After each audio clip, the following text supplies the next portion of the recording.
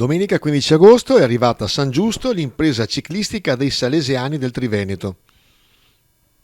40 giovani di età compresa tra la terza media e la seconda superiore, guidati da alcuni salesiani e da alcuni giovani maggiorenni, hanno viaggiato in bicicletta per 12 giorni, con partenza dall'Opera Salesiana di Este ed arrivo qui a Portoviro.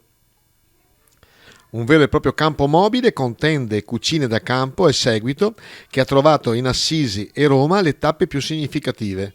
Domenica la carovana, scortata dall'auto dei vigili urbani con Mario Mantovan alla guida, è entrata festante a San Giusto, accolta tra due ali di familiari, ansiosi di rivedere i figli. Una lunga pedalata di circa 1000 chilometri, ma non solo, anche un itinerario spirituale, un'occasione preziosa per approfondire la propria fede attraverso momenti di preghiera, di riflessione e di amicizia.